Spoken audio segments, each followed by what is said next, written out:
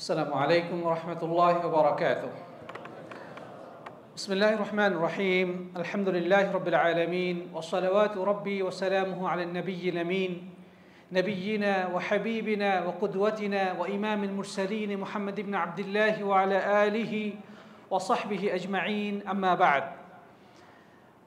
প্রশংসা ও গুণগান, হামদ এবং তারিফ সেই মহান অধিপতি, মহান স্রষ্টা, এই মহাবিশ্বের মহাপরিচালক, নিয়ন্ত্রক, সমগ্র সৃষ্টির বিস্ময় আরশ আজিমের মহান অধিপতি আল্লাহ রাব্বুল ইজ্জাত ওয়াল জালালের শাহী দরবারে আমরা হৃদয়ের সবটুকু তাযীম মিশিয়ে কালিমাতুশ শুকর তথা কৃতজ্ঞতাবাদ উচ্চারণ করি, সকলেই পাঠ করি আলহামদুলিল্লাহ।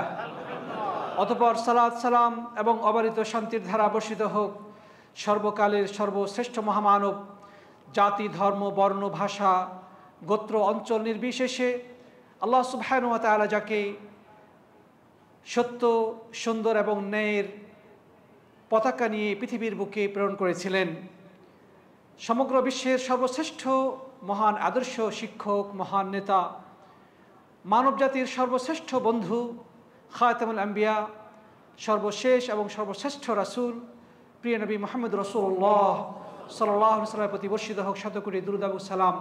আমরা হৃদয়ের সবটুকু আবেগ, উচ্ছ্বাস এবং ভালোবাসা মিশিয়ে প্রিয় নবীর প্রতি সালাত ও সালাম পেশ করি, পড়ি সাল্লাল্লাহু আলাইহি ওয়াসাল্লাম। মুহতারাম মুআজ্জাজ প্রাণপ্রিয় উপস্থিতি, সম্মানিত সাথী বন্ধুগণ, আজ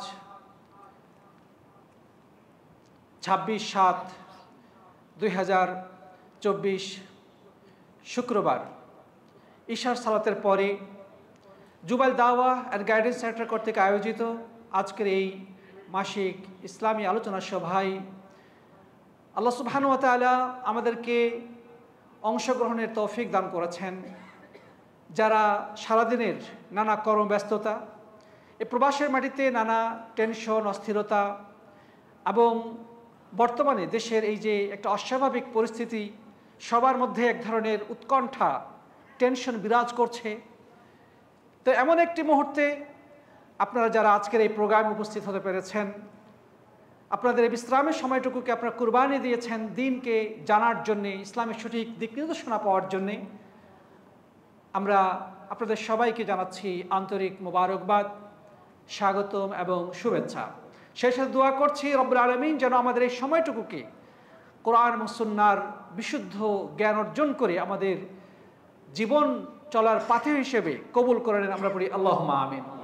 প্রিয় সাথী বন্ধুগণ, আমরা এমন একটি সময় অতিবাহিত করছি যখন আমরা সারা বিশ্বব্যাপী যেদিকে কান পাতি সেদিক থেকে যেন মজলুমের আর্তচিৎকার আমাদের কানে ভেসে আসছে। সারা বিশ্বব্যাপী সর্বত্র রক্তের বন্যা, বারুদের উৎকট দুর্গন্ধ, চতুর্দিকে যেন মুহুর্মুহ বৃষ্টির মতো বোমা বর্ষিত হচ্ছে মুসলিমদের উপরে। তারই ধারাবাহিকতা অনুযায়ী আমাদের প্রিয় মাতৃভূমি বাংলাদেশও যেন রক্তে রঞ্জিত। শত শত মায়ের বুক ইতোমধ্যে খালি হয়ে গেছে, যার প্রেক্ষাপটে আপনি ইতোমধ্যে অবগত হয়েছেন। আপনারা অবশ্যই জানেন যে আমাদের সমাজে কি একটা অস্বস্তিকর এবং উৎকণ্ঠা বিরাজ করছে। মানুষ একটা ভয় বা আতঙ্কের মধ্যে সময় কাটাচ্ছে। কত মা তার আদরের দুলাল সন্তানকে হারিয়ে ডুকরে ডুকরে কেঁদে ফিরছে, কিন্তু তাদেরকে সান্ত্বনা জানানোর ভাষা আমাদের জানা নেই। প্রিয় সাথী বন্ধুগণ, এমন একটি প্রেক্ষাপটে আমাদেরকে জানতে হবে, আমাদেরকে উপলব্ধি করতে হবে যে মুসলিমদের রক্ত কি এতই সস্তা? একজন ইমানদারের রক্তের মূল্য কতটুকু? ইসলাম এই হত্যাকাণ্ড, রক্তপাত, মারামারি, হানাহানি, কাটাকাটি, এই সামাজিক অস্থিরতা, ফিতনা ফাসাদ সম্পর্কে কি দিক নির্দেশনা দিয়েছে সে বিষয়ে আমাদের জানা দরকার নেই? আমাদের জানা অতীব জরুরি, কারণ আমাদের সমাজে অজ্ঞতা, জাহেলিয়াত, দিন থেকে দূরে থাকার কারণে যেন এক অন্ধকার আমাদের সমাজকে চেপে ধরছে। জাহেলিয়াতের সেই অমানিসা যেন আজকে আমাদের আবার টুটি চেপে ধরছে। এমন প্রেক্ষাপটে আমাদের সবাইকে আল্লাহর দ্বীন সম্পর্কে সচেতন হতে হবে। মানুষের রক্ত আল্লাহর কাছে কতটা মূল্যবান, একজন ইমানদারের জীবনের কত মূল্য, আজকে আমরা আলোচনা থেকে সেটাই জানার চেষ্টা করব। প্রিয় সাথী বন্ধুগণ, এমন একটি সময় ছিল যখন মানুষে মানুষে হানাহানি, রক্তপাত এবং যুদ্ধ বিগ্রহ নিত্য নৈমিত্য ব্যাপার ছিল, খুব স্বাভাবিক বিষয় ছিল। ছোট্ট বিষয়কে কেন্দ্র করে গোত্রে গোত্রে দ্বন্দ্ব, কোলাহল, যুদ্ধ লেগে থাকতো এবং সেটা যুগকে যুগ ধরে চলতো। হাজার হাজার মানুষের প্রাণ চলে যেত, তারপরও যুদ্ধ থামতো না। সেটা হচ্ছে সেই জাহিলিয়াতের অমানিসার যুগ। আল্লাহ নবী সাল্লাল্লাহু আলাইহি সাল্লাম এই পৃথিবীর বুকে নবী হিসেবে যখন আবির্ভূত হলেন, তখনকার এক ভয়াবহ পরিস্থিতি বিরাজ করছিল, যেটাকে আমরা বলি এজ অফ ইগনোরেন্স বা অজ্ঞতার যুগ, অমানিসার যুগ, অন্ধকার যুগ। তখন কি আলো ছিল না? মানুষ কি রাতে অন্ধকারে বসবাস করত? তাদের সময় কি চেরাগ জ্বলতো না? আলো জ্বলতো। তারপরও তাদের এই সময়টাকে বলা হয়েছে অন্ধকার যুগ। অন্ধকার বলতে কি বোঝানো হচ্ছে? সত্যিকার অন্ধকার হচ্ছে জ্ঞানের অন্ধকার। একজন মানুষ যখন প্রকৃত ওয়াহির জ্ঞান থেকে দূরে থাকে, তখন সে মূলত অন্ধকারের মধ্যে বসবাস করে। আর যার কাছে আল্লাহর দ্বীনের জ্ঞান আছে, যার কাছে ওয়াহির জ্ঞান রয়েছে, তার ভিতরটা আলোকিত, তার জীবন চলার পথ আলোকিত। আর যার ভিতরে এই জ্ঞান নেই, তার অন্তরটা অন্ধকার, তার সে চোখ থাকতেও অন্ধ। আমরা বলি না চোখ থাকতেও অন্ধ, মানে চোখ আছে কিন্তু তারপরেও অক্ষর জ্ঞান না থাকার কারণে বা পড়াশোনা না থাকার কারণে আমরা বলি চোখ থাকতেও অন্ধ। ঠিক একইভাবে আল্লাহর দ্বীনের জ্ঞান যার মধ্যে নেই, ওয়াহির জ্ঞান যার মধ্যে নেই, সে যদিও খুব উচ্চ আলোর মধ্যে বসবাস করে, কিন্তু সে প্রকৃত অন্ধকারে বসবাস করছে। কারণ অজ্ঞতা হচ্ছে অন্ধকার আর জ্ঞান হচ্ছে আলো। প্রিয় বন্ধুগণ, সেই জাহিলিয়াতের অমানিসা কি আমাদের মাঝে আবারও ফিরে আসছে? আমাদের সমাজ কি আল্লাহর দ্বীন থেকে দূরে সরে যাচ্ছে? আমাদের এই জাতি আস্তে আস্তে কি আবার সেই মূর্খতার যুগে ফিরে যাচ্ছে? এই বিষয়গুলো আমাকে আপনাকে প্রশ্ন তুলতে হবে, নিজেকে প্রশ্ন করতে হবে, সমাজের কাছে প্রশ্ন উঠাতে হবে। সোশ্যাল মিডিয়া, বিভিন্ন ধরনের মিডিয়ার কাছে প্রশ্ন উত্থাপন করতে হবে, আমরা কি আবারও সেই জাহিলিয়াতের যুগে ফিরে যাচ্ছি কিনা? প্রিয় সাথী বন্ধুগণ, ইসলাম এসেছে সমাজকে আলোকিত করার জন্যে। ইসলাম এসেছে অসভ্যতাকে দূর করে সভ্যতার আলো ছড়িয়ে দেওয়ার জন্যে। ইসলাম এসেছে মানুষে মানুষে রক্তপাত, যুদ্ধ সংঘর্ষ বন্ধ করার জন্যে। ইসলাম এসেছে মানুষকে মানুষের মর্যাদা দেওয়ার জন্যে। ইসলাম এসেছে মানবতার মর্যাদাকে সমাজে উচ্চকিত করার জন্যে। আসুন আমরা দেখি আল্লাহ সুবহানাহু ওয়া তাআলা এই মানুষের রক্তের কি মূল্য দিয়েছেন, কোরআন হাদিসে এ ব্যাপারে কি বলা হয়েছে, সেটি আজকে আমরা জানার চেষ্টা করব। ওমা তৌফিকি ইল্লা বিল্লাহ। প্রিয় সাথী বন্ধুগণ, প্রথমে যদি আমরা দেখি আল্লাহ সুবহানাহু ওয়া তাআলা নিরপরাধ একজন ইমানদারকে হত্যার ব্যাপারে কত কঠোর ভাষা প্রয়োগ করেছেন, কত শক্ত ভাষায় এই বিষয়ে তিনি মানব জাতিকে সতর্ক করে দিয়েছেন। আল্লাহ সুবহানাহু ওয়া তাআলা কোরআনে কারীমের মধ্যে বলছেন, সূরা নিসার 93 নম্বর আয়াতে আল্লাহ সুবহানাহু ওয়া তাআলা বলছেন, আউযু বিল্লাহি মিনাশ শাইতানির রাজীম, বিসমিল্লাহির রহমানির রহিম। ومن يقتل مؤمنا متعمدا فجزاؤه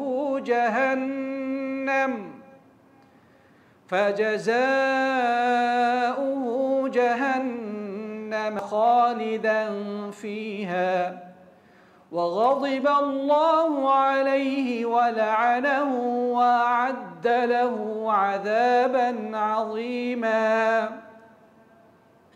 আল্লাহ সুবহানাহু ওয়া তাআলা এই আয়াতে কারিমার মধ্যে অত্যন্ত শক্ত ভাষায়, কঠোর ভাষায় মানব জাতিকে অন্যায়ভাবে রক্তপাতের ব্যাপারে সতর্ক করে দিয়েছেন। আল্লাহ সুবহানাহু ওয়া তাআলা বলছেন, যে ব্যক্তি কোনো ইমানদারকে হত্যা করবে, যে ব্যক্তি কোনো মুমিনকে হত্যা করবে,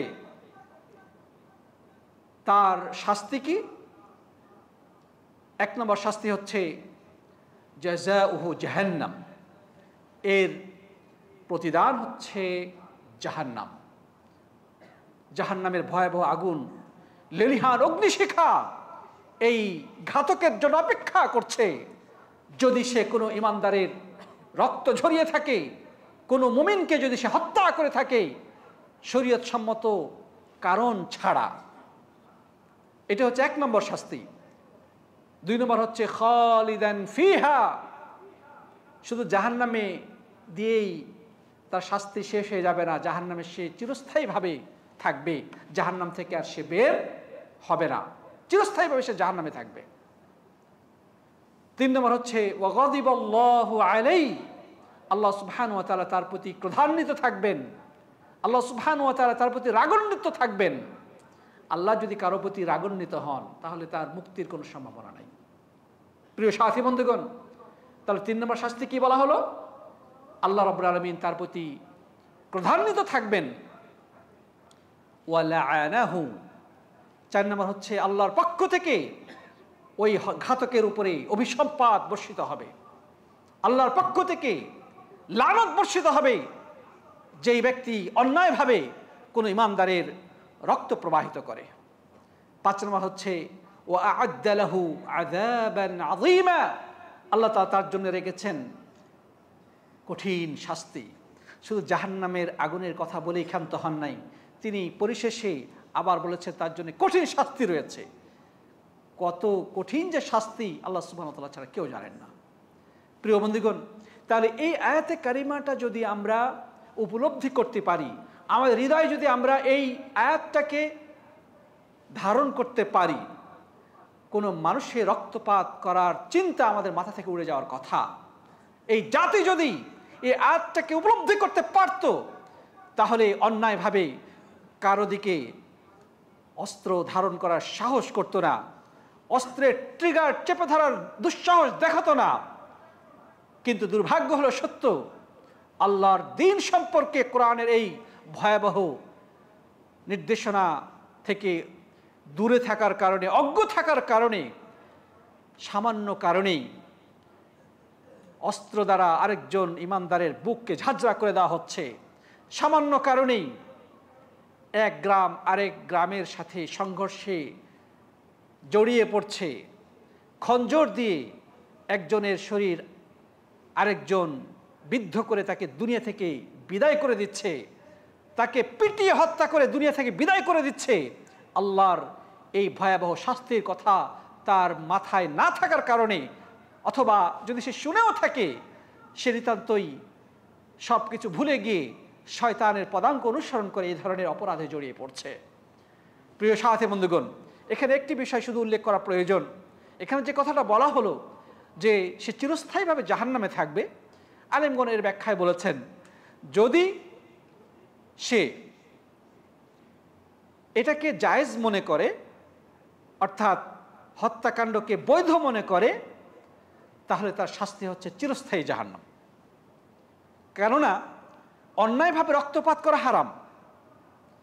আল্লাহর হারামকৃত বিষয়কে কোনো ব্যক্তি যদি হালাল মনে করে তাহলে সে ইসলামের গণ্ডির মধ্যে থাকবে না, অর্থাৎ সে ব্যক্তি কাফের মুরতাদ হিসেবে পরিগণিত হবে। এই দৃষ্টি থেকে ওই ব্যক্তি কাফের এবং তার পরিণতি হচ্ছে চিরস্থায়ী জাহান্নাম। মুফাসসির কিরাম আরও ব্যাখ্যায় বলেছেন, অন্যান্য আয়াত এবং হাদিসকে সামনে নিয়ে, যে চিরস্থায়ীভাবে জাহান্নামে থাকাই তার উপযুক্ত হকদার, সে প্রকৃতপক্ষে স্থায়ীভাবে জাহান্নামে থাকার হকদার। কিন্তু সে যদি তাওহীদপন্থী হয়, তার মধ্যে শিরক না থাকে, তাহলে হয়তোবা আল্লাহ সুবহানাহু ওয়া তাআলা তাকে তার অন্যান্য নেক আমলের কারণে প্রথম পর্যায়ে ক্ষমা করে দেবেন, এরপরে তাকে জান্নাতে প্রবেশ করাবেন। অথবা তাকে জাহান্নামের আগুনে শাস্তি দেওয়ার পরে যখন তার অপরাধ মোচন হবে, তারপরে রব্বুল আলামিন জাহান্নামের আগুন থেকে বের করে তাকে জান্নাতে প্রবেশ করাবেন। কেননা আল্লাহ সুবহানাহু ওয়া তাআলা বলেছেন, ইন্নাল্লাহা লা ইয়াগফিরু আন ইউশরাকা বিহি ওয়া ইয়াগফিরু মা দুনা যালিকা লিমান ইয়াশা, যে আল্লাহর সাথে শিরক করাকে আল্লাহ তাআলা কখনোই ক্ষমা করবেন না। ব্যর্থহীন ঘোষণা যে শিরক যদি কেউ আল্লাহর সাথে করে তাহলে আল্লাহ তাআলা ক্ষমা করবেন না।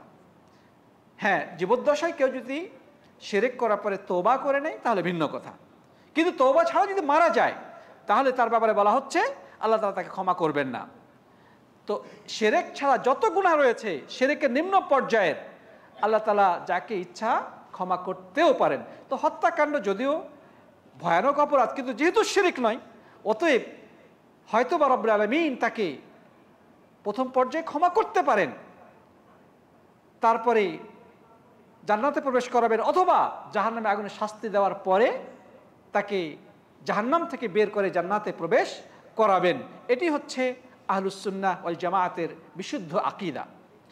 প্রিয় বন্ধুগণ, আসলে এ বিষয়ে কথা বলতে গেলে অনেক দীর্ঘ সময়ের প্রয়োজন। আমরা অতি সংক্ষেপে শুধু পয়েন্ট এবং আয়াত হাদিসগুলো বলে আজকে আলোচনা আমরা সমাপ্ত করার চেষ্টা করব। আয়াতগুলো যদি আপনারা একটু খেয়াল করে দেখেন, হাদিসগুলো যদি একটু খেয়াল করে দেখেন, তবে এর ভয়াবহতা আমাদের কাছে সুস্পষ্টভাবে প্রতিভাত হতে বাধ্য। কেননা রব্বুল আলামিনের বক্তব্য অতি সংক্ষেপ হলেও এটি সমগ্র মানব জাতির জন্যে একটা কনস্টিটিউশনের সংবিধান একটা ধারা যেমন থাকে সেই রকম বা তার থেকেও বেশি। আল্লাহ নবী সাল্লাল্লাহু আলাইহি ওয়াসাল্লাম একটি হাদিস একটা সংবিধানের যে ধারা থাকে তার থেকেও বেশি গুরুত্বপূর্ণ, ঠিক না ঠিক?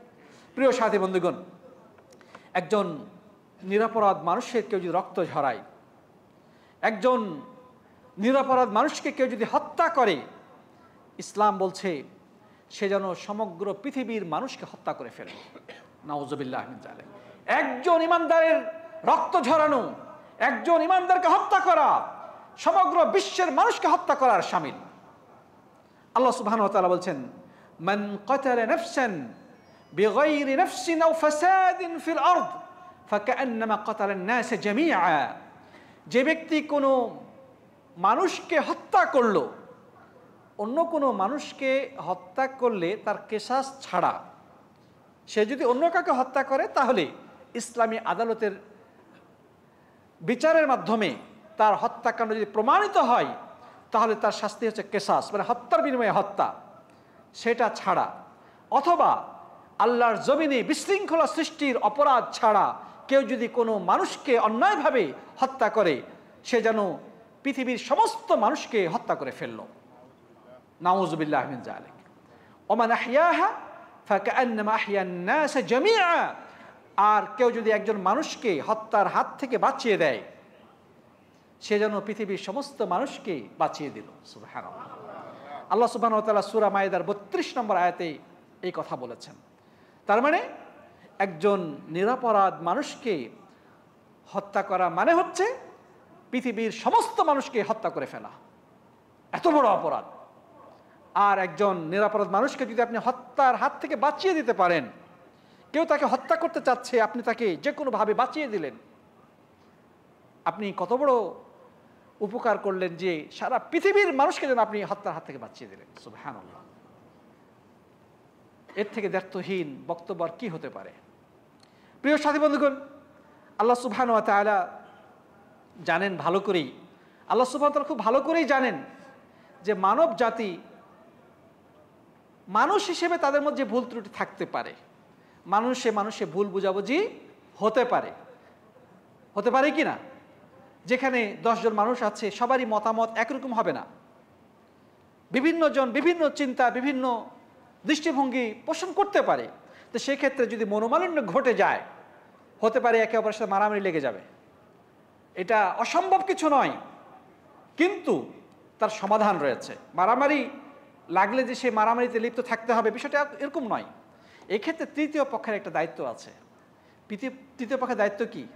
যখন দুই দল মারামারি লাগে বা দুইজন মানুষ মারামারি লাগে, দূর থেকে দাঁড়িয়ে হাততালি দেওয়া এবং তাদেরকে আরো উস্কানি দেওয়া, ঠিক না? ঠিক, এটা কি দায়িত্ব? এটা কি কর্তব্য? না। দূর থেকে দাঁড়িয়ে উস্কানি দেওয়া কোনো সুস্থ মস্তিষ্ক মানুষের কাজ হতে পারে না। বরং এক্ষেত্রে যেটা করণীয় কি, এই ক্ষেত্রে যেটা করণীয় সেটা হচ্ছে উভয় পক্ষকে নিবৃত্ত করার চেষ্টা করা, উভয়ের মাঝে মীমাংসা করার চেষ্টা করা, তাদের উভয় পক্ষকে সামনে বসিয়ে কার কি কথা রয়েছে, কার কি দাবি দাওয়া রয়েছে, কার কি বক্তব্য রয়েছে সেগুলো শুনে ন্যায় ইনসাফের সাথে সমাধান করার চেষ্টা করা। আল্লাহ রাব্বুল আলামিন সূরা হুজরাতের মধ্যে আমাদেরকে সেই নির্দেশনা দিচ্ছেন। আল্লাহ সুবহানাহু ওয়া তাআলা সূরা হুজরাতের 9 নম্বর আয়াতে এই মর্মে বলছেন, আউযু বিল্লাহি মিনাশ শাইতানির রাজীম, ওয়া ইন তাইফাতানি মিনাল মুমিনিনা ইকতাতালু فأصلحوا بينهما فإن بغت إحداهما على الأخرى فقاتلوا التي تبغي حتى تفيء إلى أمر الله فإن فاءت فأصلحوا بينهما بالعدل وأقسطوا إن الله يحب المقسطين। আল্লাহ সুবহানাহু ওয়া তাআলা এই আয়াতে কারিমার মধ্যে বলছেন, যদি মুমিনদের দুইটি দল পরস্পরে লড়াইয়ে প্রবৃত্ত হয়, মানে যুদ্ধে লিপ্ত হয়ে যায়, মারামারিতে লিপ্ত হয়ে যায়, তাহলে তাদের মাঝে মীমাংসা করে দাও। তাদের মাঝে কি করো? মীমাংসা করে দাও। তারপরেও যদি এক দল মীমাংসাকে উপেক্ষা করে অন্য দলের উপরে বাড়াবাড়িমূলক কোনো আচরণ করে, তাহলে যারা সিদ্ধান্ত মানে নাই, যারা মীমাংসাকে উপেক্ষা করে অন্য দলের উপরে বাড়াবাড়িমূলক আচরণ করলো, তাদের বিরুদ্ধে তোমরা যুদ্ধে লিপ্ত হও। তাদেরকে যুদ্ধের মাধ্যমে তাদের এই বাড়াবাড়ি থামিয়ে দাও। এই যুদ্ধের ঘোষণা কাদের জন্যে? যারা তৃতীয় পক্ষ হবে তাদের জন্যে।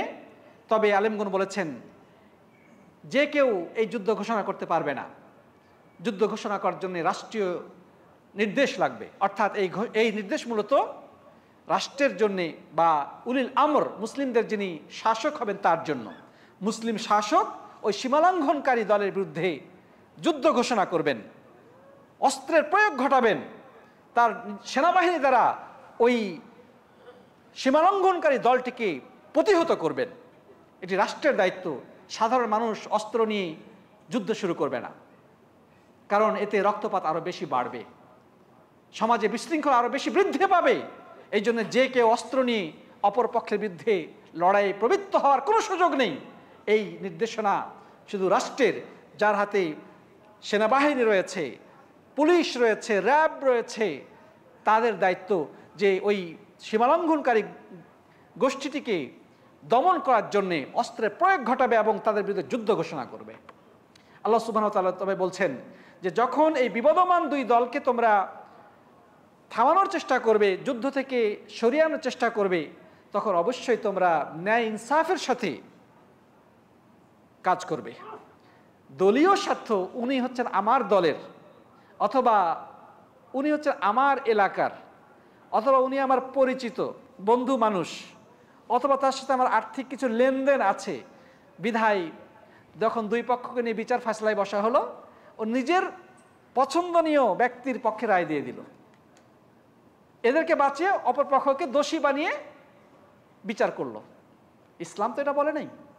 ইসলাম বলছে যে ফাসলিহু বাইনাহুমা বিল আদলি ওয়া আকসিতু, যে তোমরা দুই বিবাদমান দল, বিবাদমান গ্রুপ, বিবাদমান দুটি পক্ষের মাঝে তোমরা মীমাংসা করো ইনসাফের সাথে, তোমরা ন্যায় ইনসাফ প্রতিষ্ঠা করো। ইন্নাল্লাহা ইউহিব্বুল মুকসিতিন, যারা ন্যায় ইনসাফ প্রতিষ্ঠা করে আল্লাহ তাদেরকে ভালোবাসেন। তার মানে যারা ইনসাফ করবে না তারা আল্লাহর কাছে ঘৃণিত, আল্লাহ তাদেরকে ভালোবাসেন না।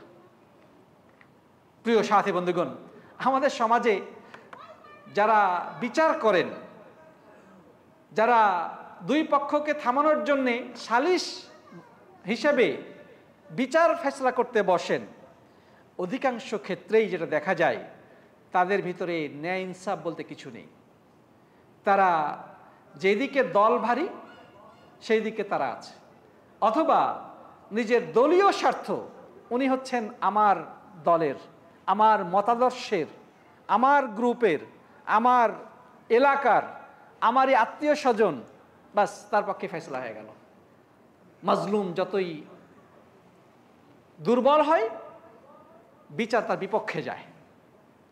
প্রিয় সাথী বন্ধুগণ, এটি চরম বিশ্বাসঘাতকতা, আমানতের খেয়ানত। যে বিচার করবে তার জন্য অপরিহার্য হচ্ছে এই ব্যক্তিগত স্বার্থ, দলীয় স্বার্থ, আত্মীয় স্বজনের সম্পর্ক সবকিছুর ঊর্ধ্বে উঠে যে অন্যায়কারী তাকে অন্যায়কারী বলেই ফয়সালা করবে, যে সঠিক পথে রয়েছে, যে ন্যায়ের পথে রয়েছে তাকে ন্যায়ের পথে বলেই ফয়সালা করবে। কোনোভাবেই এর বিপরীত সিদ্ধান্ত দেওয়ার, ফয়সালা করার কোনো সুযোগ নেই। কেউ যদি এমনটি করে তাহলে সে অপরাধী, আল্লাহ সুবহানাহু ওয়া তাআলার কাছে ঘৃণিত পাত্র। আবার কিছু মানুষ আছে টেবিলের তল দিয়ে যার কাছে টাকা পাস করা হয়, ফয়সালা তার পক্ষেই চলে যায়। আছে না নাই আমাদের সমাজে? এরা হচ্ছে টাকার গোলাম, এরা হচ্ছে শয়তানের অনুসারী, প্রবৃত্তির পূজারী, আল্লাহর ঘৃণিত পাত্র, সমাজের কাছে এরা ঘৃণিত পাত্র। যারা ঘুষের বিনিময়ে, যারা গোপন আতাতের মাধ্যমে টেবিলের তল দিয়ে যারা টাকা নিয়ে বিচার ফয়সালা করার সময় অপরাধীকে বানিয়ে দেয় নিষ্কলুষ খালাস, আর মাজলুম হয়ে যায় অপরাধী। এরা দিনকে রাত বানায়, রাতকে দিন বানায়, সাদাকে কালো বানায়, কালোকে সাদা বানায়। এরা যে কত বড় অপরাধী, কিয়ামতের কোর্টে এদের বিচার হবে। দুনিয়াতে হয়তো বা পার পেয়ে যেতে পারে, কিন্তু আখিরাতে রব্বুল আলামিন সবার বিচার করবেন না? আলাইসাল্লাহু বিআহকামিল হাকিমিন, আল্লাহ সুবহানাহু ওয়া তাআলা কি সবচেয়ে ন্যায় বিচারক নন? কিয়ামতের কঠিন ময়দানে তখন কারো কোনো ব্যক্তিগত সম্পর্ক চলবে না, সেখানে কারো কোনো সুপারিশ চলবে না। রব্বুল আলামিন এর সামনে সবাই থরথর করে কাঁপবে, তার সামনে একটা কথা বলার দুঃসাহস কারো থাকবে না। সেদিন রব্বুল আলামিন কিন্তু সঠিকভাবে বিচার করবেন।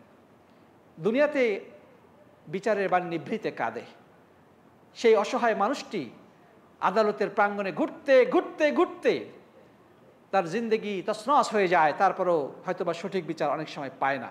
কিন্তু রব্বুল আলামিন কিয়ামতের কোর্ট যেদিন বসাবেন, তিনি বিচারকের আসনে আসীন হয়ে বিচার ফয়সালা শুরু করবেন।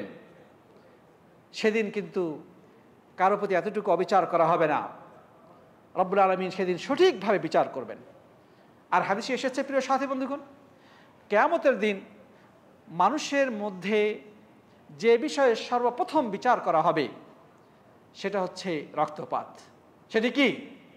রক্তপাত বা হত্যাকাণ্ড সম্পর্কে আল্লাহ নবী সাল্লাল্লাহু আলাইহি সাল্লাম বলেছেন, আউয়ালু মা ইউকদা বিহি ইয়াউমাল কিয়ামাতি ফিদ-দাম। কিয়ামতের দিন সব বিষয়ের আগে, যত মামলা রয়েছে সব মামলার আগে যেই মামলা নিয়ে রব্বুল আলামিন বিচার ফয়সালা বসাবেন সেটি হচ্ছে রক্তপাত। দুনিয়াতে কেউ যদি কারো শরীরে অন্যায়ভাবে একটি আঘাতও দিয়ে থাকে, কারো শরীর থেকে একটি ফোঁটাও যদি সে রক্ত প্রবাহিত করে থাকে, হত্যা তো দূরে থাক, রব্বুল আলামিন সেদিন এই রক্তের সঠিক বিচার করবেন। হাদিসে এই শ্রেণী মানুষকে কি বলা হয়েছে জানেন? মুফলিস বলা হয়েছে। কি বলা হয়েছে? মুফলিস। মুফলিস মানে কি জানেন? আল্লাহ নবী সাল্লাল্লাহু আলাইহি সাল্লাম সাহাবীদেরকে প্রশ্ন করলেন, আতাদরুনা মানিল মুফলিস? তোমরা কি জানো মুফলিস কি? সাহাবাগণ বললেন, আল মুফলিসু ফিনা মান লা দিনার লাহু ওয়ালা মাতা। যে আমাদের মধ্যে আমরা তো মুফলিস ওই ব্যক্তিকে বলি যার টাকা পয়সা নাই, দিনার দিরহাম নাই এবং কোনো অর্থ সম্পদ কিছু নাই, অর্থাৎ নিঃস্ব, রিক্ত হস্ত, অসহায়, যার কিছুই নাই, এরকম ব্যক্তিকে আমরা মুফলিস বলি। তো আল্লাহ নবী সাল্লাল্লাহু আলাইহি ওয়াসাল্লামের সাহাবাগণ এটাই উত্তর দিলেন যে নিঃস্ব তো তাকেই বলবো যার টাকা পয়সা নাই, কোনো সহায় সম্পদ কিছু নাই, সেই হচ্ছে নিঃস্ব। আল্লাহ নবী সাল্লাল্লাহু আলাইহি ওয়াসাল্লাম বলেছেন, না, এই লোক প্রকৃত নিঃস্ব নয়। হয়তো তার কাছে টাকা পয়সা নাই, তার মানে সে যে নিঃস্ব, এটা সে কিন্তু প্রকৃত নিঃস্ব নয়। নিঃস্ব রিক্ত হস্ত সেই ব্যক্তি যে সে দুনিয়াতে থাকা অবস্থায় নামাজ পড়ত, রোজা করত, হজ করেছে, জাকাত দিয়েছে, মাথায় টুপিও পরত, দাড়িও রেখেছে, মসজিদে দানও করত, মাহফিলে দান করত, অর্থাৎ অনেক ইবাদত বন্দেগী করে আসছে। কিন্তু এর অবস্থা কি ছিল? দরাবা হাদা ওয়া সাফাকা দামা হাদা ওয়া শাতামা হাদা ওয়া আকালা মাল হাদা। এর অবস্থাটা ছিল দুনিয়াতে কাউকে চর থাপ্পড় মেরে দিয়েছে, কাউকে চোখ গরম করে গালাগালি করেছে, কারো সম্পদ কুক্ষিগত করেছে, অথবা কারো রক্ত প্রবাহিত করেছে। দুনিয়াতে সে মহাপ্রতাপশালী ছিল, বড় নেতা ছিল, বড় মাতব্বর ছিল, সমাজে তার ভয়ে কেউ কথা বলার সাহস পেত না। কিন্তু ভাই নামাজি, 5 ওয়াক্ত নামাজ পড়ে, রোজাও রাখে, মক্কায় গিয়ে হজও করে আসে, প্রতি বছর উমরাও করতে যায়। এরকম কপট দিনদার আমাদের সমাজে আছে না নাই? এই শ্রেণীর মানুষকে রব্বুল আলামিন সেদিন কিন্তু বিচারের কঠিন কাঠগড়ায় দাঁড় করিয়ে সঠিকভাবে বিচার করবেন। ওই গরিব মানুষটি হয়তোবা তার এই প্রভাবের কারণে তার প্রতিপত্তি এবং তার শক্তির সামনে কথা বলার সাহস পায় নাই, সে মুখ বুজে সহ্য করে গিয়েছে, অথবা মামলা করেও কোনো ফয়সালা পায় নাই, বরং আরও হুমকির সম্মুখীন হয়েছিল। রব্বুল আলামিন সেদিন কি করবেন? এখানে দুইটা পক্ষ, এটা জালেম, এটা হচ্ছে মাজলুম। আল্লাহ সুবহানাহু ওয়া তাআলা ফয়সালা করবেন যে আজকের দিনে তো টাকা পয়সা দিয়ে জেল জরিমানা নেওয়ার কোনো অপশন নেই। আজকের দিনে যেটা সবচেয়ে গুরুত্বপূর্ণ মানুষের, সেটি কি? আমল বা নেকি। যার নেকি বেশি সে সফল, সে জান্নাতে চলে যাবে, আর যার নেকি নাই সে জাহান্নামে আগুনে নিক্ষিপ্ত হবে। আল্লাহ সুবহানাহু ওয়া তাআলা ফেরেশতাদেরকে আদেশ করবেন, দেখো এর নেকি কি কি আছে, কি পরিমাণে নেকি সে সারা জিন্দগিতে করেছে। দেখা যাবে তার প্রচুর নেকি আছে, নামাজ, রোজা, হজ, যাকাত সব কিছু করেছে। আল্লাহ সুবহানাহু ওয়া তাআলা ফেরেশতাদেরকে বলবেন এর নেকিগুলো কেটে এই নিগৃহীত মাজলুমের আমলনামে লিপিবদ্ধ করে দাও। যদি তার ওই পরিমাণ নেকি না থাকে, কারণ বাদী তো একজন নয়, হয়তোবা বাদী আরও অনেকে আছে, অনেক বাদী তার কাছে আল্লাহর কাছে বিচার দিয়েছে এই লোকের ব্যাপারে, তো সবাইকে তার নেকিগুলো কর্তন করে করে দিয়ে দেওয়া হবে। দেখা যাবে তার নেকি শেষ, দেওয়ার মতো কিছু নেই। তখন রব্বুল আলামিন ফেরেশতাদেরকে বলবেন বিবাদীদের গুনাহগুলোকে কর্তন করে এই বুজুর্গের আমলনামে লিপিবদ্ধ করে দাও, হাজী সাহেবের আমলনামে লিপিবদ্ধ করে দাও। অবশেষে এই লোকটি খালি হাতে জাহান্নামের আগুনে নিক্ষিপ্ত হবে, নাউযুবিল্লাহ মিন যালিক। তাহলে সারা জিন্দেগি ভর ইবাদত করলো, নামাজ পড়লো, হজ করলো, জাকাত দিল, কিয়ামত দিন সব মানুষকে দিয়ে সে হয়ে গেল খালি হাত। অবশেষে তাকে জাহান্নামের আগুনে নিক্ষেপ করা হলো, নাউযুবিল্লাহ মিন যালিক। তাহলে এর থেকে বড় নিঃস্ব কি আর কেউ হতে পারে? এর থেকে বড় নিঃস্ব আর কেউ হতে পারে না। এই জন্য আল্লাহ নবী সাল্লাল্লাহু আলাইহি সাল্লাম বললেন যে এই হচ্ছে সবচেয়ে বড় নিঃস্ব, যে সারা জিন্দগির সমস্ত আমল আজকে কিয়ামতের কোর্টে অন্যদেরকে দিতে বাধ্য হলো, এবং সে খালি হাতে জাহান্নামের আগুনে নিক্ষিপ্ত হলো। সারা জিন্দগির আমল তার কোনোই কাজে লাগলো না। প্রিয় সাথী বন্ধুগণ, আমরা এই হাদিসটি শুনি, এই হাদিসটি শুনলে আমাদের আসলে অন্তরটা প্রকম্পিত হয়ে যাওয়ার কথা, আমাদের গা শিউরে ওঠার কথা। আল্লাহ নবী সাল্লাল্লাহু আলাইহি সাল্লাম বলেছেন, লা যাওয়ালুদ দুনিয়া আহওয়ানু ইনদাল্লাহ মিন কাতলি রাজুলিন মুসলিম। সারা পৃথিবীটা ধ্বংস হয়ে যাওয়া আল্লাহর কাছে সহজ একজন মুসলিমের হত্যা থেকে, একজন মুসলিম নিহত হওয়া থেকে। একজন ইমানদার নিহত হয়ে গেল, কেউ তাকে মেরে ফেললো, এটা আল্লাহর কাছে অতটা সহজ নয় যারা সারা পৃথিবীটা ধ্বংস হয়ে যাওয়া যতটা সহজ। অর্থাৎ সারা দুনিয়ার এই অট্টালিকা, ধন সম্পদ সব কিছু ধ্বংস হয়ে যেতে পারে, এটা আল্লাহর কাছে সহজ ওই একজন ইমানদারের নিহত হওয়ার ঘটনা থেকে। প্রিয় বন্ধুগণ, চিন্তা করতে পারেন একজন ইমানদারের রক্তের মূল্য কত? সারা পৃথিবী একদিকে, একজন ইমানদারের জান একদিকে। প্রিয় বন্ধুগণ, এই জিনিসগুলো আমাদের সমাজে আলোচনা হয়, আলোচনা করারও লোক নাই, শোনারও লোক নাই, পড়ারও লোক নাই, প্রচার করারও লোক নাই। প্রিয় বন্ধুগণ, অতএব কোনো মানুষের গায়ে হাত তোলার আগে আপনাকে অবশ্যই 100 বার চিন্তা করতে হবে, আমি কত বড় অপরাধের দিকে পা বাড়াচ্ছি। প্রিয় সাথী বন্ধুগণ, আল্লাহ নবী সাল্লাল্লাহু আলাইহি সাল্লাম এখানে দুনিয়া ধ্বংস হয়ে যাওয়াটাকে সহজ বললেন। এরই কাছাকাছি আরেকটি হাদিসে আল্লাহ নবী সাল্লাল্লাহু আলাইহি সাল্লাম বলেছেন, ওয়াল্লাযী নাফসি বিয়াদিহি লাকাতলু মুমিন আযম ইনদাল্লাহি মিন যাওয়ালিদ দুনিয়া। আল্লাহ নবী কসম খেয়ে বলছেন যে ওই রবের কসম খেয়ে বলছি, ওই জাতের কসম খেয়ে বলছি যার হাতে আমার প্রাণ রয়েছে, একজন ইমানদারকে হত্যা করার ভয়াবহতা সারা পৃথিবী ধ্বংস হওয়ার থেকেও বেশি। আল্লাহু আকবার। তাহলে বিষয়টি কতটা গুরুতর এখান থেকে আমরা সহজেই বুঝতে পারছি কিনা? যার বিবেক রয়েছে তার বুঝার কথা। সামনে চলি প্রিয় বন্ধুগণ। এরপর আল্লাহ নবী সাল্লাল্লাহু আলাইহি সাল্লাম আরও কত সতর্কবাণী উচ্চারণ করেছেন। একজন ইমানদারের গায়ে গুলি ছোড়ার পূর্বে যদি ঘাতক চিন্তা করে, তার আঙ্গুল চলার কথা নয়। আল্লাহ নবী সাল্লাল্লাহু আলাইহি সাল্লাম বলেছেন, লাউ আন্না আহলাস সামাই ওয়া আহলাল আরদ ইশতারাকু ফি দামি মুমিনিন লাআকাব্বাহুমুল্লাহু ফিন-নার। একজন ইমানদারকে হত্যা করার জন্য যদি আসমান এবং জমিনবাসী সবাই মিলে সহযোগিতা করে, সবাই অংশগ্রহণ করে, আল্লাহ রাব্বুল আলামিন এই সবাইকে মুখের ভারে টেনে হেঁচড়ে জাহান্নাম আগুনে নিক্ষেপ করবেন। আল্লাহ তাআলা পরোয়া করেন না।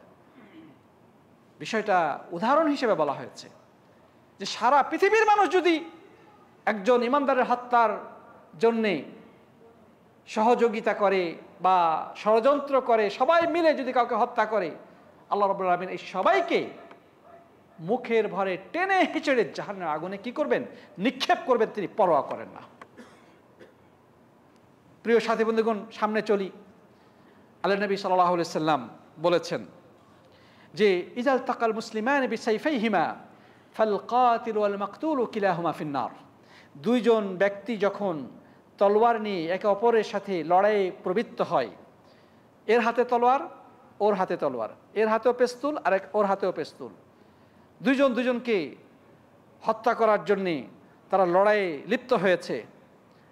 আল্লাহ নবী সাল্লাল্লাহু আলাইহি সাল্লাম বলছেন যে এখানে যদি যে হত্যাকারী সেও জাহান্নামে যাবে, যে নিহত ব্যক্তি সেও জাহান্নামে যাবে। মানে যে মেরে ফেললো, সে গুলি করে একজনকে মেরে ফেলছে বা তলোয়ার দিয়ে কুপিয়ে মেরে ফেলেছে,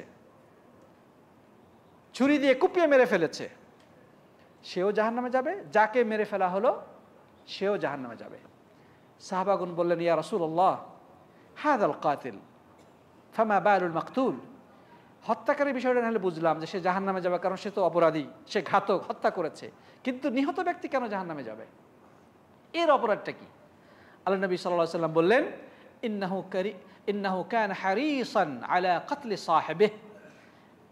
যে নিহত হয়েছে সেও কিন্তু অপর পক্ষকে হত্যা করার জন্য উদ্গ্রীব ছিল। সেও সুযোগ পেলে মেরে ফেলতো, সেও তাকে হত্যা করে ফেলতো, কিন্তু সুযোগ হয় না বিধায় হত্যা করতে পারে নাই। দুইজন দুজনকে মেরে ফেলার জন্যে চেষ্টা করেছে, কিন্তু একজন হয়তোবা মেরে ফেলেছে, অপর পক্ষ মারতে পারে নাই, কিন্তু সুযোগ পেলে সেও কিন্তু অপর পক্ষকে মারত। এই জন্য এখানে উভয় পক্ষই জাহান্নামী। লা হাওলা ওয়ালা কুওয়াতা ইল্লা বিল্লাহ। প্রিয় সাথী বন্ধুগণ, এরপরে আমরা দেখি আল্লাহ নবী সাল্লাল্লাহু আলাইহি সাল্লাম কি বলেছেন, কুল্লুল মুসলিমি আলাল মুসলিমি হারামুন দামুহু ওয়া মালুহু ওয়া ইরদুহু। যে প্রত্যেক মুসলিমের জন্য অপর মুসলিমের রক্ত, সম্পদ এবং মান সম্মান হারাম। এখানে শুধু রক্তের কথা বলা হয় নাই, তার অর্থ সম্পদ কুক্ষিগত করা, অর্থ সম্পদ লুণ্ঠন করা, অন্যায়ভাবে কারো অর্থ সম্পদ ছিনিয়ে নেওয়া বা জবরদখল করা, নকল দলিলের মাধ্যমে কারো জায়গা জমি আত্মসাৎ করা, শুধু একথা বলাই হয়নি, তার মান সম্মান, তার মর্যাদা হানি করা, এসবই হারাম। প্রিয় বন্ধুগণ, আজকে আমাদের মুসলিমদের অবস্থা হয়ে গেছে, কে কাকে সমাজে হেয় প্রতিপন্ন করতে পারে, সমাজে কে কাকে অপদস্থ করতে পারে, লাঞ্ছিত করতে পারে, এই প্রতিযোগিতায় লিপ্ত। ঠিক না ভাই? ঠিক। অর্থ সম্পদ সেটা তো আছেই, রক্তপাত সেটা তো আছেই, কিন্তু মানুষের মান সম্মান এগুলো যেন মানুষের কাছে কোনো মূল্য নেই। সামান্য একটা বিষয়ে আরেকজনকে হেয় তুচ্ছ তাচ্ছিল্য সমাজে অপমান অপদস্থ করে ছাড়ছে। অথচ আল্লাহ নবী সাল্লাল্লাহু আলাইহি ওয়াসাল্লাম বলেছেন যে প্রত্যেক মুসলিমের জন্য অপর মুসলিমের রক্ত, ধন সম্পদ এবং মান মর্যাদা হারাম। কোনোভাবে কারো সম্মান ভুলুণ্ঠিত করা যাবে না, কারো সম্পদ অন্যায়ভাবে ভক্ষণ করা যাবে না, কাউকে অন্যায়ভাবে প্রহার করা যাবে না, কারো রক্তপাত ঘটানো যাবে না, কাউকে হত্যা করার কোনো অবকাশই নেই। প্রিয় সাথী বন্ধুগণ, এটি সহিহ মুসলিমের হাদিস। আল্লাহ নবী সাল্লাল্লাহু আলাইহি ওয়াসাল্লাম আরেকটি হাদিসের মধ্যে বলেছেন, লা ইয়াজালুল মুমিনু ফি ফুসহাতিন মিন দীনিহি মা লাম ইউসিব দামান হারামান, যে একজন মানুষ দিনের মধ্যে যথেষ্ট স্বাচ্ছন্দ্যে থাকতে পারে। ভাই, পৃথিবীতে এমন কেউ আছে যার গুনাহ নাই? সবার মধ্যেই কম বেশি গুনাহ রয়েছে, পাপাচার রয়েছে। আমরা দিন রাত পাপাচার করে চলেছি। আল্লাহ সুবহানাহু ওয়া তাআলা আমাদেরকে বলেছেন যে তোমরা যদি পাপ করো, গুনাহ করো, আমার কাছে ক্ষমা চাও, আমি ক্ষমা করে দেব। তো দিনের মধ্যে সে যথেষ্ট স্বাচ্ছন্দ্যেই থাকে যতক্ষণ পর্যন্ত সে অন্যায়ভাবে কার রক্তপাত না ঘটাবে। যখন সে অন্যায়ভাবে কার রক্তপাত ঘটাবে, সে নিজের জীবনের স্বাচ্ছন্দ্যময় জীবনকে, দিনের পথে স্বাচ্ছন্দ্যময় জীবনকে সংকীর্ণ করে ফেলল। সে নিজেকে একটা নির্দিষ্ট সীমার মধ্যে, গণ্ডির মধ্যে আবদ্ধ করে ফেলল। সে বড় ধরনের অপরাধে লিপ্ত হয়ে গেল। এছাড়া আরও গুনাহ, যত ধরনের গুনাহ রয়েছে, এটা সবাই কম বেশি করে থাকে। আল্লাহ রাব্বুল আলামিন সেটা জানেন। হাদিসে কুদসিতে এসেছে, আল্লাহ নবী সাল্লাল্লাহু আলাইহি ওয়াসাল্লাম বলেছেন, ইয়া ইবাদি ইন্নাকুম তুখতিউনা বিল-লাইলি ওয়ান-নাহার ওয়া আনা আগফিরু যুনুবা জামিআন ফাস্তাগফিরুনি আগফির লাকুম। হে বনি আদম, হে আদমের সন্তানরা, তোমরা দিন রাত অন্যায় অপকর্ম করো, এটা আমি জানি, এবং আমি ক্ষমাও করে দেই। তবে তোমাদের কাছে আহ্বান হলো, তোমরা আমার কাছে ক্ষমা চাও, আমি তোমাদের ক্ষমা করে দেবো। আল্লাহ নবী সাল্লাল্লাহু আলাইহি ওয়াসাল্লাম বলেছেন, কুল্লু বনি আদম খাত্তা ওয়া খায়রুল খাত্তাইনা তাওয়াবুন। প্রত্যেকটি মানুষই গুনার কাজ করে থাকে।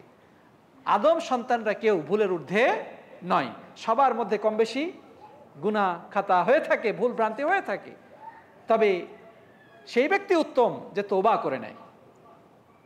আমরা রাস্তায় চলতে গিয়ে পা পিছলে পড়ে যেতে পারি, পড়ে যাওয়াটা দোষণীয় নয়। পিচ্ছিল পথে চলতে গিয়ে যে কোনো সময় যে কোনো মানুষ পড়ে যেতে পারে, কিন্তু একজন সচেতন বুদ্ধিমান মানুষ কি করবে? পড়ে থাকবে? সে উঠে দাঁড়াবে, উঠে দাঁড়িয়ে আবার নতুনভাবে তার গন্তব্যের পথে যাত্রা শুরু করবে। ঠিক না ঠিক? তো এই জীবনে চলতে গিয়ে আমাদের দ্বারা পাপ হয়ে যেতে পারে, অসম্ভব কিছু নয়। আমাদের আদিপিতা আদম আলাইহিস সালাম আল্লাহ নাফরমানি করে ফেলেছিলেন। আল্লাহ সুবহানাহু ওয়া তাআলা তাকে নিজ হাতে সৃষ্টি করেছেন, জান্নাতের নিয়ামত তাকে দান করেছে, জান্নাতে অবস্থান করছিলেন, সেখানেও তিনি আল্লাহর নির্দেশকে ভুলে গিয়ে পাপ করে ফেলেছিলেন। অর্থাৎ আল্লাহ জান্নাতের মধ্যে তাকে বললেন যে জান্নাত তুমি খাও, পান করো, কিন্তু ওই গাছের কাছে যেও না। আদম আলাইহিস সালাম শয়তানের প্ররোচনায় পড়ে ওই গাছ থেকে কিছু খেয়ে ফেলেছিলেন। আল্লাহ সুবহানাহু ওয়া তাআলার কাছে তিনি কি করেছিলেন? এরপরে কাঁদতে লাগলেন। এরপরে আল্লাহ সুবহানাহু তাকে ক্ষমা করলেন। তিনি রাব্বুল আলামিনের কাছে এই দোয়া করলেন, রব্বানা যালামনা আনফুসানা ওয়া ইল্লাম তাগফির লানা ওয়া তারহামনা লানাকুনান্না মিনাল খাসিরিন। হে আমাদের প্রতিপালক, আমরা নিজেদের প্রতি জুলুম করেছি, অবিচার করেছি। আপনি যদি আমাদেরকে ক্ষমা না করেন এবং দয়া না করেন, আমরা ক্ষতিগ্রস্তদের অন্তর্ভুক্ত হয়ে যাব। আল্লাহ সুবহানাহু তাকে ক্ষমা করেছিলেন। তাহলে আমাদের জীবনে পাপাচার ঘটতেই পারে, আমরা আল্লাহর কাছে ক্ষমা চেয়ে নেব, আল্লাহর কাছে কাঁদবো এবং ভবিষ্যতে ওয়াদা করবার কখনো যেন পাপ না ঘটে যায়। তবে রক্তপাতের বিষয়টি সম্পূর্ণ ব্যতিক্রম। কেউ যদি কারো রক্তপাত ঘটিয়ে ফেলে, কাউকে হত্যা করে ফেলে, কারো শরীর থেকে রক্ত ঝরায়, তাহলে সে এই স্বাচ্ছন্দ্যময় জীবনকে সে সংকীর্ণ করে ফেললো, অর্থাৎ সে ভয়াবহ অপরাধের মধ্যে জড়িয়ে পড়ল। প্রিয় বন্ধুগণ, এরপরে নবী আকরাম সাল্লাল্লাহু আলাইহি ওয়াসাল্লাম বলেছেন, কুল্লু যামবিন আসাল্লাহু আন ইয়াগফিরাহু ইল্লা মান মাতা মুশরিকান আও কাতালা মুমিনান মুতাআম্মিদান। যে মানুষের যত পাপ রয়েছে আল্লাহ সুবহানাহু ওয়া তাআলা সব পাপ ক্ষমা করে দিতে পারেন, তবে দুইটি পাপ তিনি ক্ষমা করবেন না।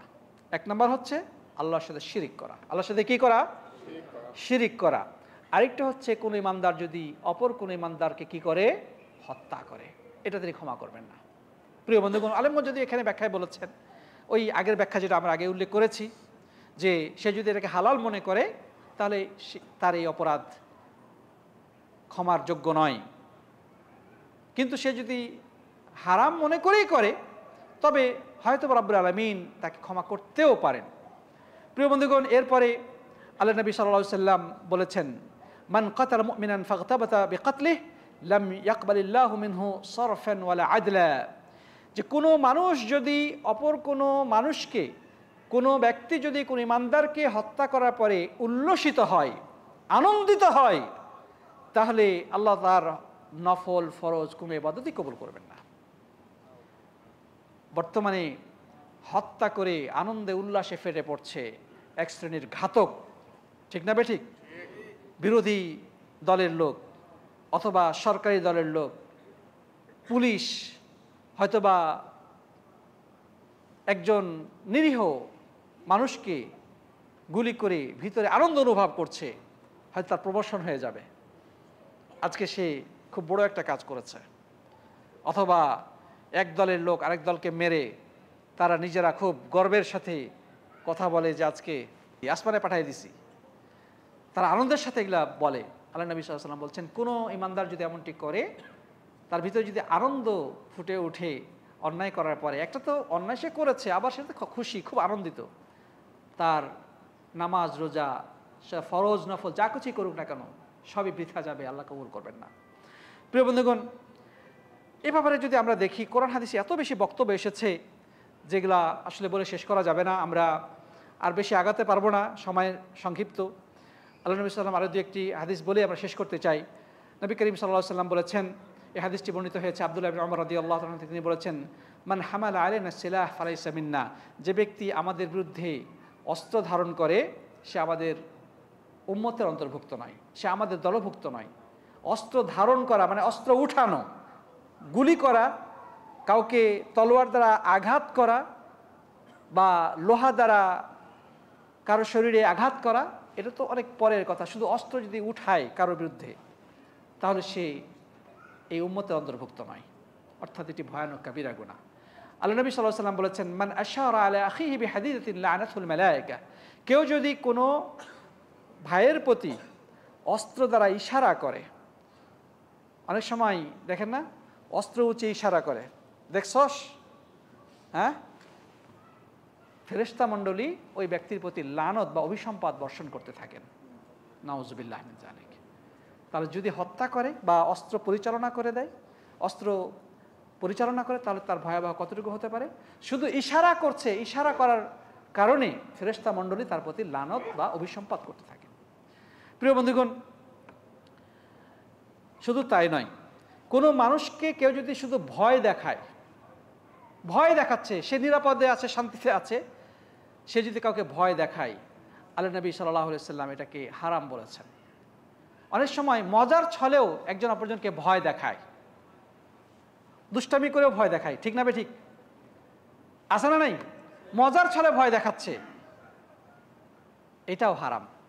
হাদিসে এসছে যে আন্নাহুম কানু ইয়াসিরুনা মা নবী সাল্লাল্লাহু আলাইহি ওয়াসাল্লাম ফানামা রাজুলুম মিনহুম ফান্তালাকা বা'দুহুম ইলা হাবলিন মিনহু ফাআখাযাহু ফাফাজিআ ফাকালা রাসূলুল্লাহ সাল্লাল্লাহু আলাইহি ওয়াসাল্লাম লা ইয়াহিল্লু লিমুসলিমিন আন ইউরাফিআ মুসলিমান।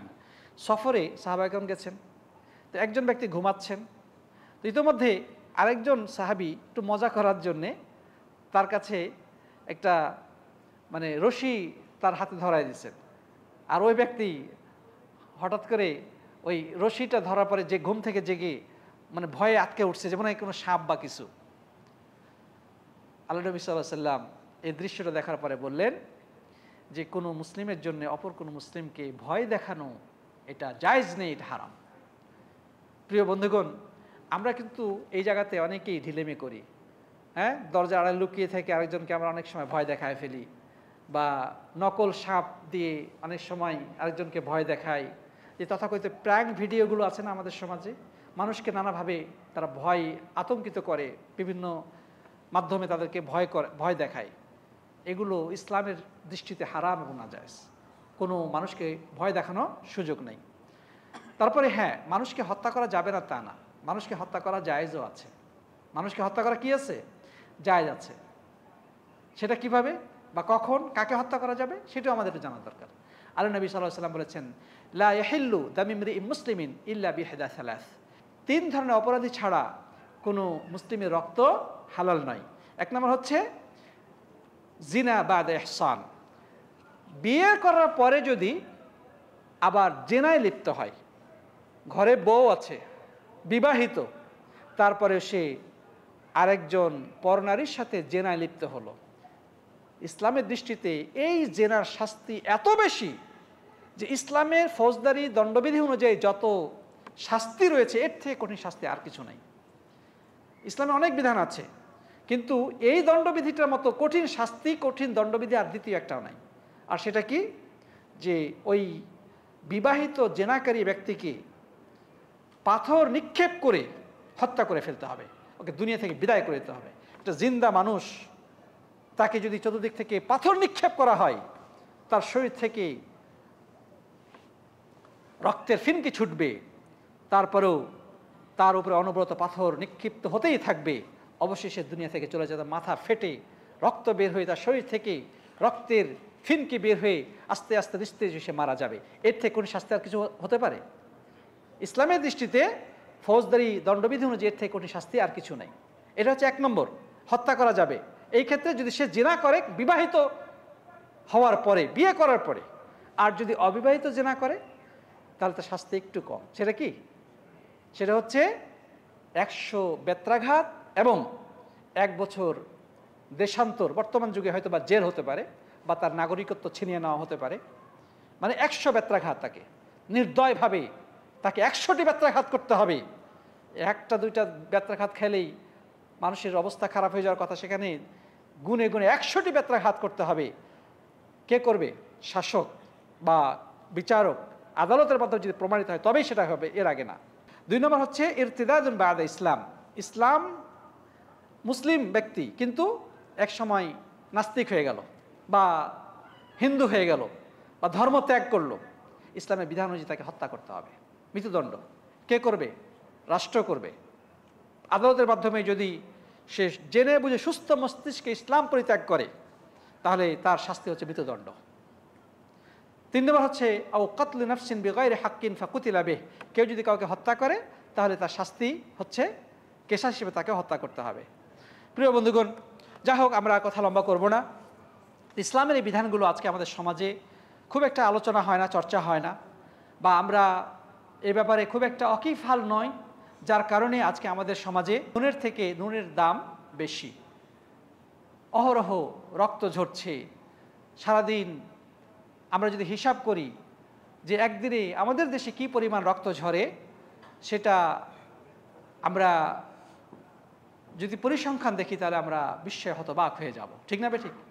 সোশ্যাল মিডিয়ার মাধ্যমে দেখেন কোথাও না কোথাও মানুষ আরেকজনের প্রতিপক্ষের আঘাতে নিহত হচ্ছে। এমনও হচ্ছে যে সে বাড়ি থেকে বের হয়েছে, ঘাতকের বুলেট তাকে দুনিয়া থেকে বিদায় করে দিল, সে জানেও না কি কারণে নিহত হলো। ঠিক না বেঠিক? আল্লাহ নবী সাল্লাল্লাহু আলাইহি ওয়াসাল্লাম এটি কিয়ামতের আলামত বলেছেন যে কিয়ামতের আগে এতটা বেশি রক্তপাত এবং হত্যাকাণ্ড বৃদ্ধি পাবে যে মৃত্যু ব্যক্তি জানবেও না যে সে কি কারণে হত্যা করেছে, এবং যে মারবে সেও জানে না কি কারণে তাকে মারল। কারণ সে তো ভাড়াটিয়া খুনিকে টাকা দেওয়া হয়েছে, অমুকরে বিদায় করে দাও, ব্যাস ওর কাজ টাকার বিনিময়ে তাকে হত্যা করে দেওয়া, তাকে মানে বিদায় করে দেওয়া। সে নিজেও জানে না আসলে অপরাধটা কী ছিল তার নিহত ব্যক্তিও জানে না যে সেই কারণে আজকে নিহত হলো, আর যে মারল সেও জানে না। এই আলামতটা বর্তমানে আমাদের সমাজে সুস্পষ্টভাবে দেখা যাচ্ছে কিনা? আল্লাহ নবী সাল্লাল্লাহু আলাইহি ওয়াসাল্লামের প্রত্যেকটি কিয়ামতের আলামত যেগুলো তিনি বলেছেন, ভবিষ্যৎবাণী করেছেন, সেগুলো সমাজে বাস্তবায়িত হচ্ছে। আল্লাহ রাব্বুল আলামিন আমাদের জাতিকে এই ভয়াবহ রক্তপাত, হত্যাকাণ্ড ও ফিতনা ফাসাদ থেকে হেফাজত করুন, পড়ি আল্লাহুম্মা আমিন। আল্লাহ রাব্বুল আলামিন আমাদের সবাইকে যেন দ্বীনের এই বিধানগুলো সঠিকভাবে জেনে বুঝে এর উপরে আমল করার তৌফিক দান করেন, আল্লাহুম্মা আমিন। আল্লাহ সুবহানাহু ওয়া তাআলা আমাদের সমাজকে সব ধরনের অশান্তি থেকে হেফাজত করেন, পড়ি আল্লাহুম্মা আমিন। আল্লাহ যেন ঘাতক এবং সন্ত্রাসীদেরকে আল্লাহর দ্বীনের পথে ফিরে আনার তৌফিক দান করেন, আল্লাহুম্মা আমিন। সরকার, প্রশাসন, পুলিশ, আর্মি, র্যাব থেকে শুরু করে সাধারণ মানুষ, আন্দোলনকারী, ছাত্র, শিক্ষক এবং সাধারণ মানুষ সবার কাছে আহ্বান জানাবো, আসুন আমরা আল্লাহর দ্বীনের পথে ফিরে আসি। রক্তপাত বন্ধ করুন, সমাজে বিশৃঙ্খলা বন্ধ করুন, ফিতনা ফাসাদ বন্ধ করুন, দেশে মানুষকে শান্তিতে থাকতে দিন। মানুষের রুটি রুজির জন্যে মানুষ দুমুঠো খাবারের জন্য কত কষ্ট করছে, আর সেখানে আপনারা দেশটাকে আপনারা অশান্তিময় করে তুলেছেন। আল্লাহ যেন এই সমস্ত অশান্তি এবং বিশৃঙ্খলা সৃষ্টিকারীদেরকে হেদায়েত করেন পড়ি আল্লাহুম্মা আমিন। সবাইকে অনেক অনেক ধন্যবাদ জানিয়ে, মোবারকবাদ জানিয়ে আজকের আলোচনা আমরা এখানেই সমাপ্ত করছি। জাযাকুমুল্লাহু খায়রান। হাদা ওয়া সাল্লাল্লাহু আলা নবিয়্যিনা মুহাম্মাদিন ওয়া আলা আলিহি ওয়া সাহবিহি আজমাইন। আসসালামু আলাইকুম ওয়া রাহমাতুল্লাহি ওয়া বারাকাতুহু।